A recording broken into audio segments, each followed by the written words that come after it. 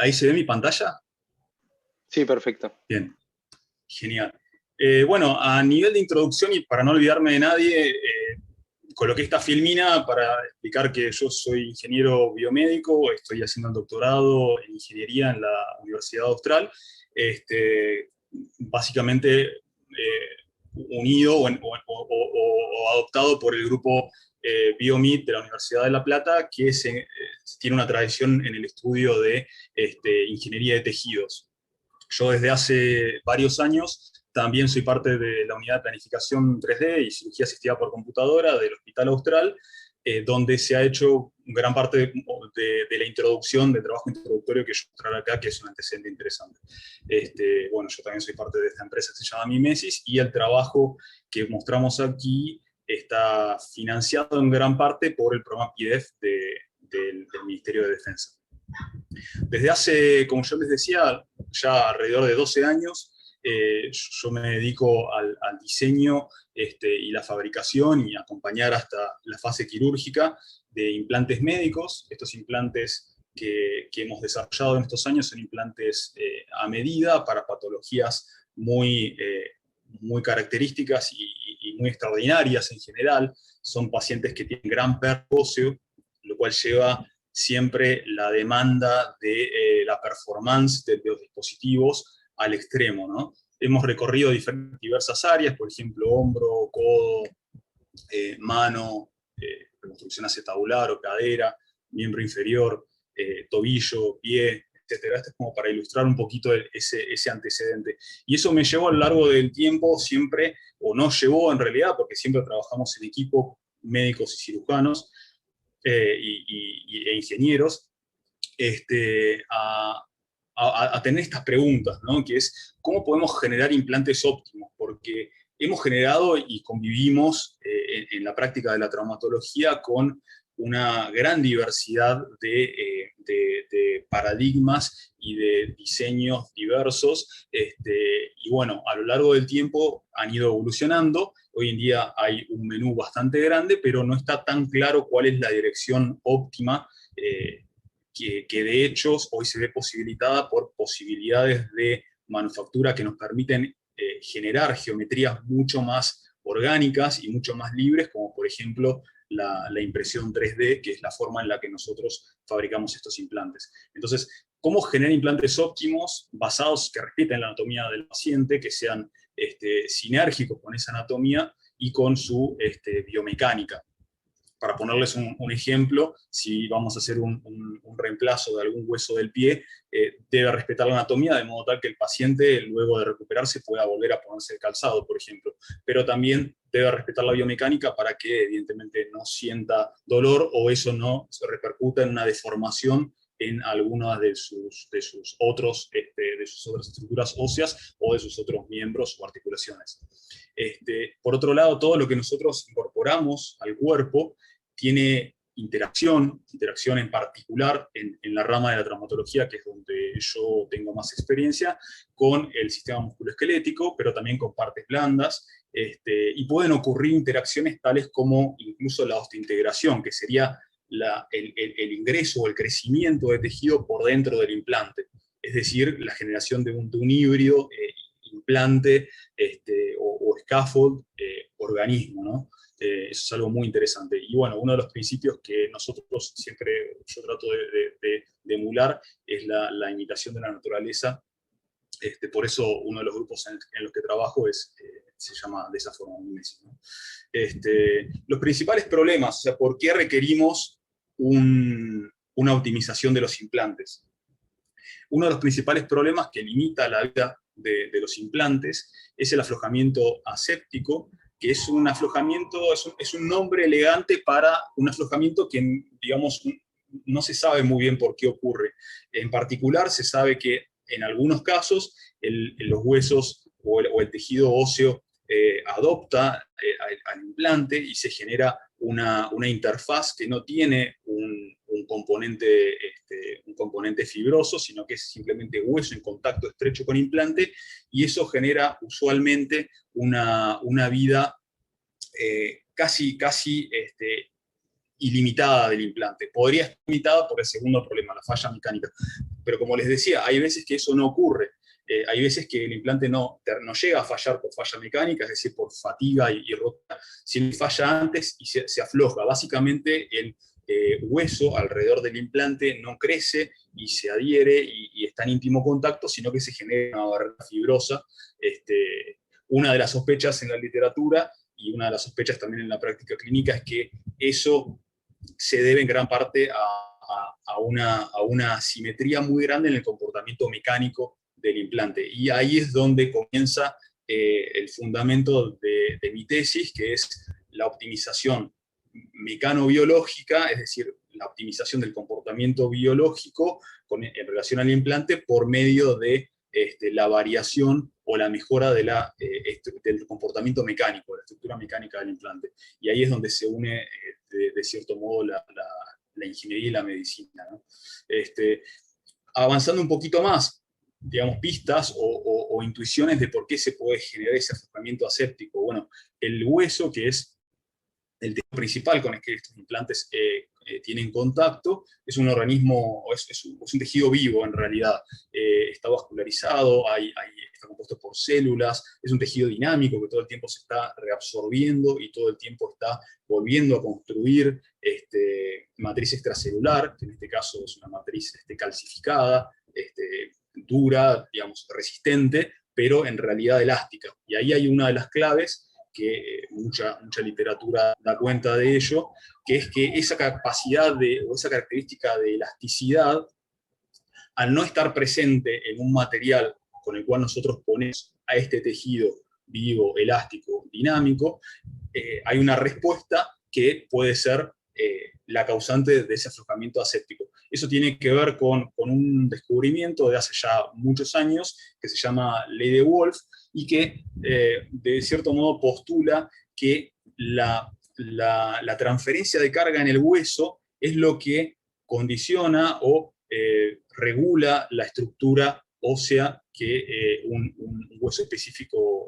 define. Eso se llama Ley de Wolf y postula justamente que el hueso densifica las regiones que tienen mayor carga mecánica, como vemos aquí. Esta es una simplificación de un diagrama de cargas, donde tenemos compresión en la cabeza del fémur en esta región, coincidente con una región más densa, y una zona con menor carga, coincidente con una estructura porosa trabecular. Entonces, hasta aquí, mirando la estructura del hueso, mirando esta ley de comportamiento del hueso que densifica o aumenta en las regiones que se ven más cargadas y digamos, genera una porosidad mayor y una debilidad mayor en regiones que no reciben carga, nos da una pista de cómo deberían ser esos implantes. Esos implantes, en principio, deberían ser elásticos para que no perturben o que emulen lo mejor posible esa transferencia de carga, que sea lo más biológica posible, que respete la conformación del hueso y la biomecánica, para que justamente el hueso sume hueso donde nosotros queremos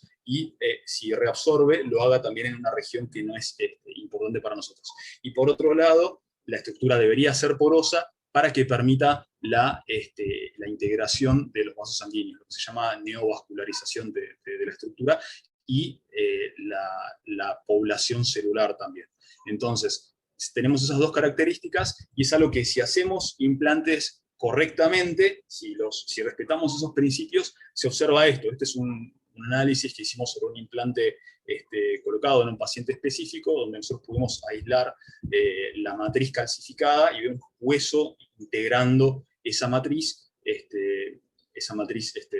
metálica en realidad que colocamos originalmente, que podemos denominar scaffold, que básicamente es esto, que es el diseño del implante.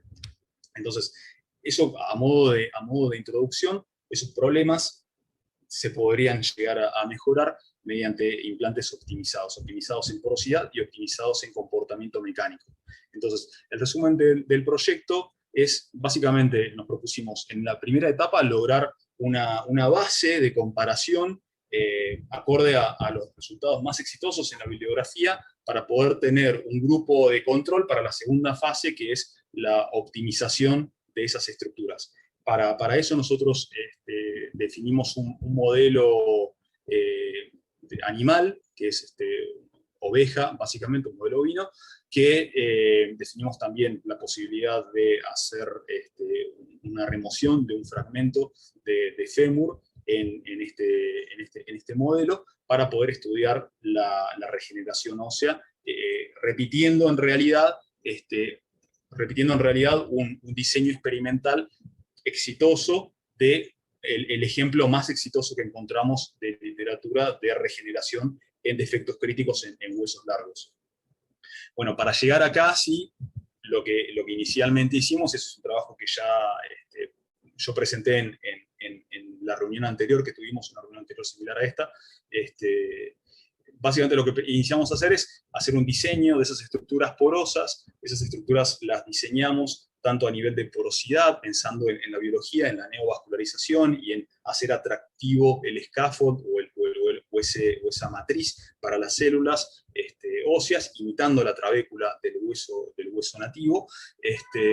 Las caracterizamos mecánicamente, evidentemente a nivel virtual inicialmente, mediante simulación computacional, y eso nos dio un menú de estructuras con diferentes comportamientos mecánicos y con diferentes porosidades.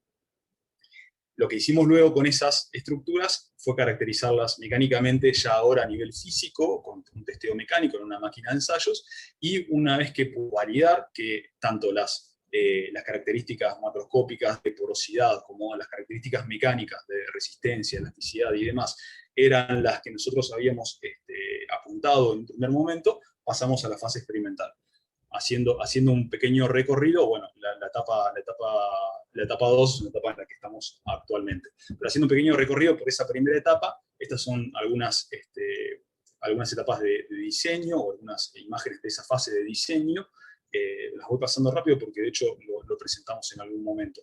Estas son fases de simulación computacional en la cual lo que hacíamos era testear, ir variando parámetros y testear el comportamiento mecánico de esas estructuras o scaffold, hasta que logramos, haciendo un poquito más, caracterizar un menú de estructuras. Ese menú de estructuras que están en el rango, o sea, acá hay muchas descartadas, ¿no? Evidentemente es un resumen. Este menú de estructuras con el que nos quedamos, que relacionan esos parámetros de porosidad y comportamiento mecánico, están dentro del rango biológico de comportamiento especificado en literatura, ¿no? Que es lo que trata de mostrar esta imagen, ¿no? O sea, una escala desde lo que sería la elasticidad o el módulo elástico de una estructura esponjosa hasta una estructura cortical, que serán esas dos variantes que les mostraba en el corte del fémur, y cómo nuestras estructuras se sitúan en ese rango.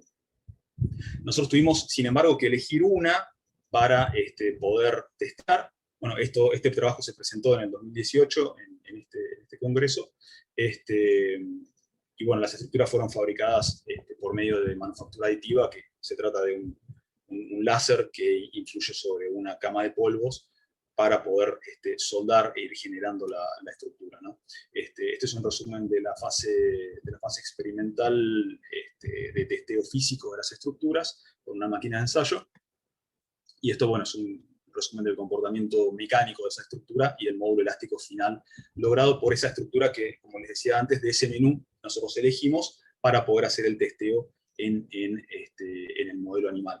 Y eso lo tomamos, esa elección fue una elección que no fue arbitraria, sino que nos basamos en las publicaciones más exitosas que lograron regeneración en segmentos críticos de huesos largos, específicamente en fémur y tibia, y encontramos un patrón, y es que los defectos más ambiciosos lograban ser regenerados en su totalidad con básicamente módulos elásticos cada vez más bajos. Es decir, este grupo, que en el 2016 logró regenerar 30 milímetros, utilizó una trabécula de un módulo de elasticidad o una estructura o un scaffold de 4 gigapascales. Este otro grupo lo hizo con logró una regeneración de un defecto menos ambicioso con una estructura más rígida. Y este grupo, que es de hecho el de referencia actualmente, del Instituto Wolf de Alemania, logró el hito actual, que son 40 milímetros en este modelo ovino, y ellos trabajaron con un módulo elástico realmente bastante pequeño. Entonces nosotros, básicamente respetando ese módulo elástico, fue que elegimos de nuestro menú esa estructura y pasamos a la fase experimental. Elegimos trabajar en fémur de oveja, también respetando el consenso de literatura en este tipo de desafíos. Diseñamos esta cirugía, poder remover un segmento de 40 milímetros. Para eso diseñamos el dispositivo, evidentemente, usando la trabécula que habíamos definido, o la estructura que habíamos definido. Esto es parte de lo que hacemos previamente, que es la planificación con el cirujano y lo que llamamos nosotros workshop, que es donde el cirujano practica, de cierto modo, la cirugía previamente, y esto ya es, una vez que superamos esa etapa de práctica quirúrgica, por llamarlo así, de optimización de esas herramientas, pasamos a la implantación, que yo les saqué el color a las imágenes para evitar, si alguien estaba comiendo o va a comer después,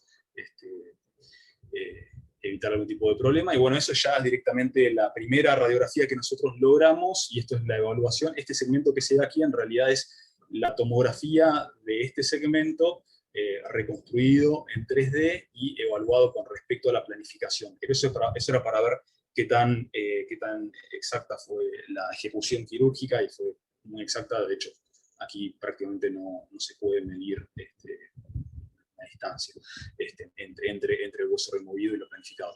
Avanzando un poco Facu, más, estas ya son las perdón, ovejas. te Sí, quedan 5 minutos. bien, perfecto. Estas ya son este es el primer animal de experimentación al quinto mes. Las ovejas, o sea, el plan en realidad, y lo que se ejecutó con esta primera oveja, fue darla en reposo durante 24 horas, luego dejar que deambule. Ese deambular permite la estimulación, en realidad, de la interfaz hueso-scaffold, y lo que esperábamos era que eso estimule justamente esa población, esa población de células migre al scaffold y se genere la osteointegración. Y a los 6 meses generamos la explantación, que acá sí me olvidé de sacarle el color, pero bueno, si ustedes lo ven, básicamente en esta región, así se ve el cursor, otro color, esta era la región donde estaba el scaffold, que se terminó generando azul, se terminó generando este callo que realmente impide ver el scaffold en realidad. Aquí se ve quizás un poquito mejor, esta es la posición. De hecho, para poder explantarlo, nos guiamos por los orificios de la placa. Esto es una placa de osteosíntesis que llevaba orificios aquí para poder fijar inicialmente toda la construcción, y nos guiamos por los orificios para poder cortar el fragmento, porque realmente estaba con lo que se denomina callo óseo, o un nivel de regeneración bastante importante. Este es el resultado, bueno, radiológico, donde se ve esa capa de tejido óseo por fuera, pero eso básicamente para nosotros no es lo más nutritivo, lo más interesante, sino lo que digamos, de cierto modo nos interesa más es qué ocurrió en el interior del scaffold, qué ocurrió ahí. Esto es algo en lo que estamos trabajando ahora, que nos frenó un poco la pandemia. Este trabajo se presentó en el Congreso de la Sociedad Argentina de Bioingeniería, y de hecho logró que lo publiquen, o sea, está el compromiso de publicación para la próxima edición de la revista. Y bueno, resumiendo un poco, lo que hicimos fue generar un diseño de estructuras, un menú de estructuras que respetan los criterios de porosidad y de elasticidad, es decir, comportamiento mecánico que nosotros intuíamos en base a la revisión bibliográfica, que podía llegar a tener el mejor resultado. Luego de hacer el diseño y el testeo virtual o mediante métodos computacionales, lo que generó fue la validación física y luego la experimental, y los resultados que obtuvimos son realmente, nos parece que muy buenos, muy alentadores. Esto en realidad, todo este trabajo se hizo en el 2019, hacia finales del 2019, en 2020 no pudimos avanzar con la parte experimental, en parte también porque no pudimos analizar esta estructura, porque se requiere un corte que no estamos consiguiendo, que es la posibilidad de hacer un corte histológico a través de titanio y poder estudiar qué ocurre con histología de esa región. Así que bueno, básicamente ahora que se están liberando un poquito más las posibilidades también de facilidades de laboratorios y demás, lo que queremos es poder hacer ese análisis y terminar con la primera tanda de ovejas, que eran 8 en realidad, para poder completar ese baseline o ese grupo control, y a partir de ahí plantear las estrategias de optimización y ver si se cumple.